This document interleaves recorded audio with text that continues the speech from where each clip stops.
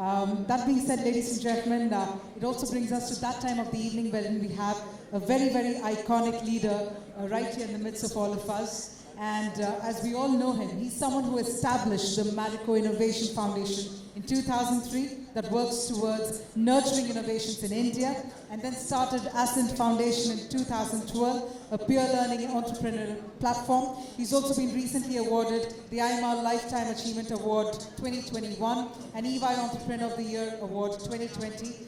That being said, we have with us none other than the chairman of Marico, Mr. Harsh Mariwala. Can we have a huge round of applause to welcome the leader that he is, the pioneer he is. Sir, I must admit, what a delight it is to have you here. And I'd like to invite you on stage, sir, to please share your thoughts with us and to please share your keynote address and please inspire us.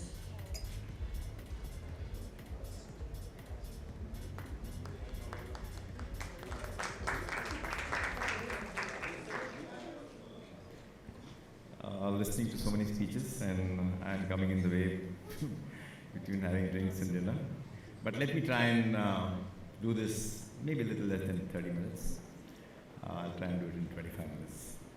So I've been asked to speak about my way of doing business. I don't know what it means, but I thought I'll talk about my own story. How I started at a very young age. I'm unlike most of you who are MBAs or postgraduates. I'm just a commerce graduate. I have not studied anything further. I was not that bright to study or to get admission into postgraduate schools. So I joined the family business at that time. Completely family managed. My father, my uncles, heavily involved in business. No professionals. For those who are from Bombay, located in the heart of commodity markets, Masjid Bandar. If you've not gone there, please go and see how chaotic that area is. It was at that time. I've moved out from that area almost 25 years back. But very chaotic place. It's in the midst of transport godowns, wholesale market, I think the biggest wholesale market in the world maybe. Very, very crowded, very dirty, a lot of traffic. And here, I'm the person from the next generation joins the business without any professional qualification. And my father says, you do whatever you want to do, just evaluate. One thing I was very clear, I was not going to work for anybody else. And that one thing I was 100% sure when I joined my father's company. And being the first from the next generation, that means my father and three other uncles, gave me a lot of opportunity to do things differently. So there were no professionals in the company, everything was managed by my father, my uncles, and traditional business, gaddi, sitting down, writing books, not even tables. And in my exploration over 1 year or so, we had different businesses. We had a chemicals business, we had a spice extract business, and we had an edible oil business. The edible oil business was mainly selling edible oils in bulk, unbranded, to industries like paint industry, biscuit industry. And we were also selling our edible oils to the trade, but in barrels and in big tins. So we had these two brands of Ola and Parachute, but mostly they were sold in 15-liter tins, which in turn were sold loose to the consumer. So you had to go, I'm talking of early 70s, you had to go to the shop with an empty bottle and ask for half a liter, 1 liter, unbranded, and you'll get that from the retailer. So in that exploration, I realized that there was a potential to convert the market from unbranded to branded. I had just returned from a long 1.5-month tour to US and Europe after my graduation, and it was my first visit to those countries, and I was enamored by all the supermarkets and all the options available to the consumer. And I think that may have played a very important role in my identifying this segment to convert. So it was basically, I said, okay, can I tour first? And it's easier to succeed in smaller markets. So I went to Vidarbha market, started from Nagpur and went to small villages, small towns, we had a few packs, small packs. Started appointing distributors on my own, worked on my own. At places where there were no hotels, I have stayed at distributors' houses. But did a lot of hard work on my own, and I think that played a very important role in making me understand how an FMCG business works, how a market works, how a distributor thinks. And then as the business grew, it grew over a period of time. I started in Maharashtra, Gujarat, then West, and then South, and then North, and then East. But I had to go in steps because I was myself not sure whether I will succeed or not. Any expansion meant that you had to invest money in salaries, travel costs. So I had to be sure that whatever we are doing, we are able to afford those extra costs. So one by one we did that, and we expanded the distribution to all India, and that took almost 5-7 years. Because there was nobody to guide me, I had to take small steps and prove it and then move forward. So at some stage, the parachute, which is the main, what we call our resource generating engine, this is our biggest friend for Marico, started stagnating. We got something like 15% market share in that category. And we said that what do we do? I mean, we want to become market leaders. By then I had started recruiting talent. We started recruiting MBAs for sales, marketing functions. And I had not dealt with advertising, so one of my first tasks was to understand how advertising was created. So I actually, after appointing an ad agency, I said that I want to be trained. So I went to spend 1 full week in the ad agency to know how advertising was being made. So what I'm trying to say is that bottom-up grounding has played a very, very important role in my own journey, and I've been able to understand things from the bottom up. And I've always strived to learn more and more from different people, even from distributors or our own sales reps. So my learning has happened from people who have worked for me and people who work below me. I think that's one thing I want to share with you, that it's very important that each of you, I'm sure each of you is occupying some important position, have an open mind, be curious, and go on asking people down the line, because some of the insights which you will get it from them, you will not get it through market research, or you will not get it through just interacting at the top. So it's very important, and till today, when I go to the market, I sit down with our field force at the end of the market visit, spend 1 hour in a coffee shop, Starbucks or whatever, and then discuss what are the trends, what's different, what is the learning for us, how do we compare with our competitors and things like that. So it's very important to be grounded and actually learn from people down the line. So the business grew, and at some stage we said that now it's stagnating in terms of market share. So we said, what can we do to improve our market share? And that's where we said innovation can play a very important role. So in a category which was completely sold in tins, we were able to identify plastics as a way to convert the market from tin to plastics.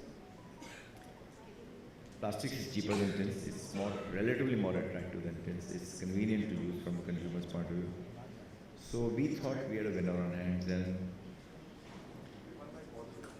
normally in FMCG you look at all the stakeholders. So when we talk to consumers, thumbs up, please go ahead. But when we talk to the trade, which is an important intermediary for reaching the consumer, and those days there were no e-commerce, or there were no modern stores also. And we had to be dependent on the trade to ensure that they were stocking this product. But a huge resistance from the trade, because apparently 10 years prior to us, somebody else had launched coconut oil in plastics, which was a disaster, because it was a square-shaped bottle, and the rats would bite that bottle, and it would not only result in the product getting damaged, but the shop also getting damaged. So we were actually quite depressed. We said, what do we do? How do we tackle this opportunity which appeals to the consumer, but there is a barrier in terms of the trade stocking the product? And we went back to the drawing board, designed a bottle which was a round-shaped bottle, ensured that there was no oil on the outer surface of the bottle, tested it by keeping that bottle in a rat cage for one day, took pictures of that, nothing happened. We went to the trade, showed the pictures, gave an assurance that this is something which is working, we are confident, we will repay you if there is damage to your shop. And that's how the journey of transforming the whole category from tin to plastics began. It took us 4 or 5 years. Come winter, coconut oil freezes in most parts of the country, so people would go back to tins. So then we had to design a wide mouth bottle for plastics. We also had a lot of copycats, so we had to design a cap which was difficult to copy, which is a combination of pilfer-proof and a flip top. And that mold we had imported from Italy at a cost of some 2-3 crores that time. It was, that gave us, all of a sudden the copycats vanished. It was a matter of time Indian mold makers were able to make a mold at a fraction of the cost. But what I'm trying to say is that innovation for any brand is perpetual. You can't just innovate once and stop. You have to go on innovating on a perpetual basis, because if you don't do it, others will copy it. And you have to be 2 steps ahead of others. So in those 4 or 5 years, our market share just jumped up from 15% to something like 50%. It's a very large category. A lot of Indians use coconut oil. And just to give you some idea, we sell something like 7 crore, 6.5 to 7 crore bottles of Parachute every month. So, this innovation through packaging route in a category in which the differentiation is limited, I think played a huge role. And a few years later, we saw an opportunity in Bangladesh. We said that, can we do whatever we did in India? Can we innovate in Bangladesh to the packaging route? The whole market was dominated by the local brands there in tins. And we rolled out all the innovations together. Within 3 years, we were able to capture the market and convert the market from tin to plastics. And we were able to get 80% market share in that market. We are the largest Indian company, FMCG company in Bangladesh. So that succeeded again. So we were able to roll out those innovations. So the key insight for me was that innovation plays a very, very important role in any business. It's a highly competitive business environment, and if you offer a me-too product, the chances of your success are going to be limited. But you need to identify what is the right way. Is it, if you're in a service business, can you do some innovation in services, or like Domino's, innovate in terms of delivery cycles? But whenever we have innovated, if I look back at our history of our launches, our brands, we have succeeded. We've also had many, many failures, but I think the key thing is innovation, and whatever currently we are selling in terms of whatever brands we have, in their own segments, we are market leaders. So virtually most of our Marico's turnover is through brands which are market leaders. And when you are market leaders, you get the pricing power. You are a dominant market leader, so you have economies of scale, and that results in higher profitability. So I think that's always been our motto, that can you become market leaders in whatever you do. The same thing happened with Saffola in a segment which is highly commoditized with low gross margins of less than 5%. We were able to offer a product which is towards healthy, good for heart, at a premium price point, and our margins are double or treble the industry margins. And in that segment, in healthy premium edible oils, we are market leaders. So the business was taken over from Bombay Oil Industries to Marico in the year 1990, and one of the biggest challenges we faced was we recruited a lot of people. So my biggest task was to create a culture of innovation on a perpetual basis. How do you innovate on a perpetual basis? Innovation has to be thought through at all levels within the organization. So what we did was, we first of all recruited very diverse talent. Our organization structure was very, very flat, so people would be able to talk to each other, remove the bureaucracy. We encouraged experimentation and prototyping, and removed the fear of failure. The biggest hindrance to innovation is the fear of failure. If people are scared of failing, they will not take the risk. So you need to encourage people to take risks. Prototype on a small scale, this takes a very big in terms of financial risk. And go on encouraging people.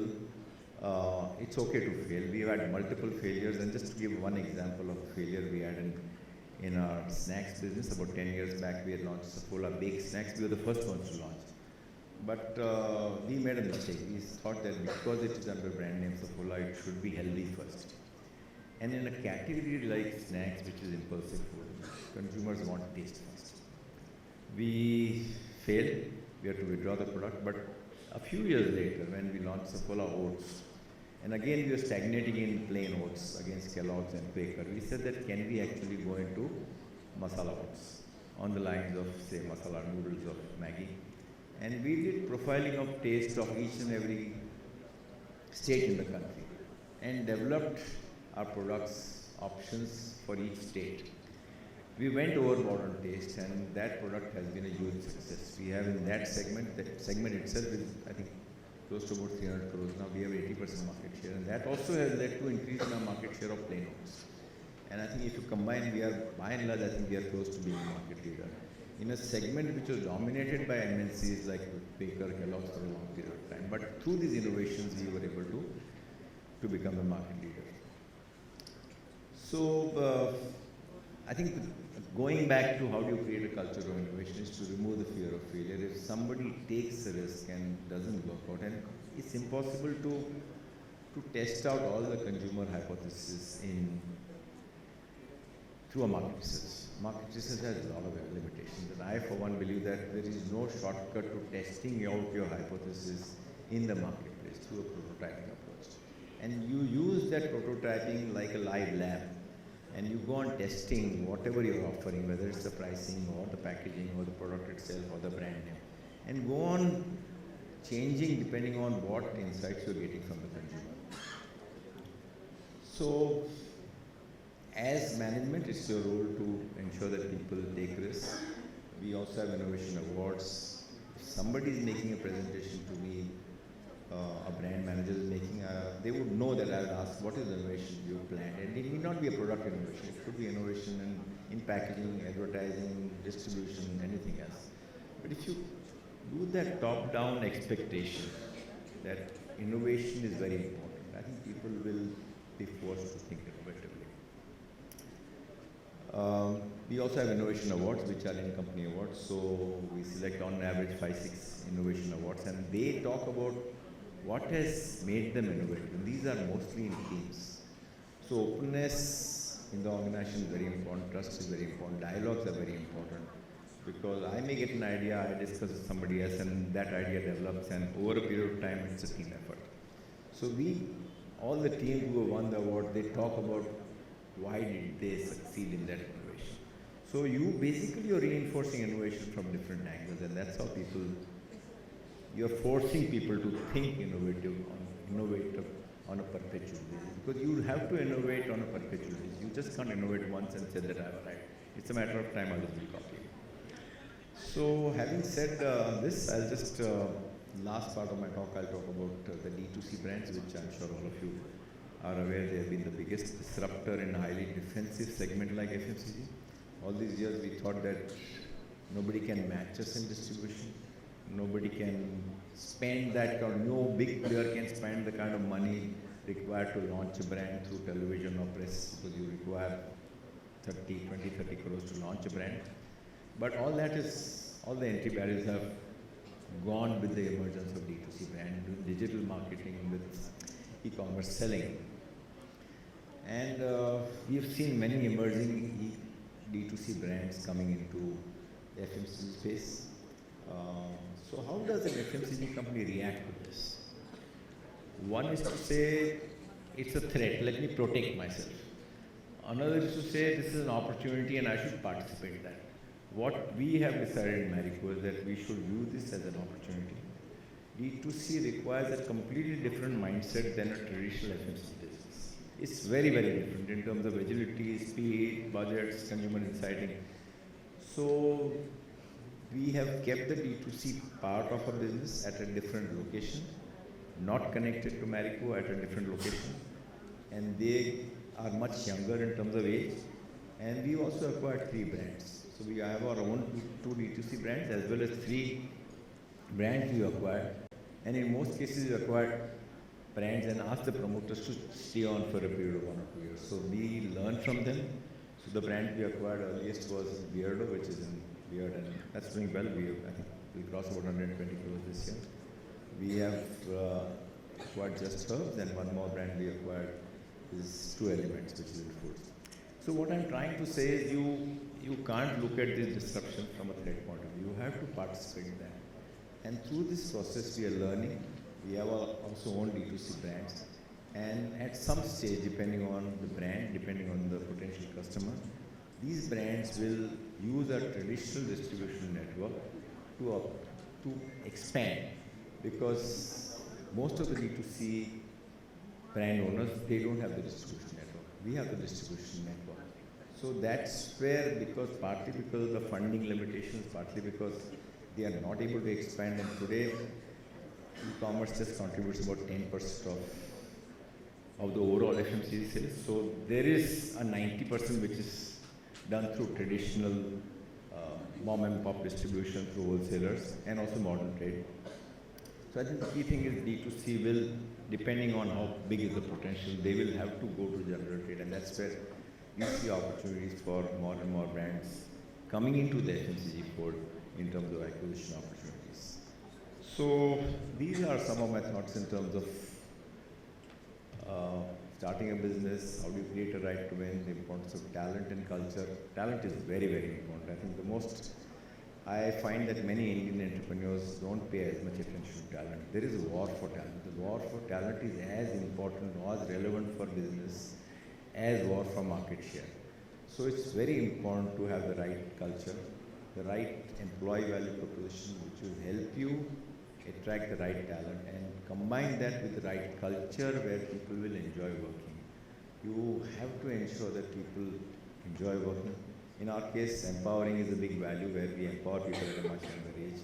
We give them experiences in terms of job rotation, doing more and more organizational issues, brand managers getting invited to other brands in terms of innovation workshops and things like that. So it is very important that talent is ultimately in FMCG. I always say that it's okay if you don't own a single factory. We have to own the market, and that market ownership happens through marketing, distribution, and product development. And for that, the quality of talent plays the most important role. So with this, I'll end my talk, and thank you very much. All the best.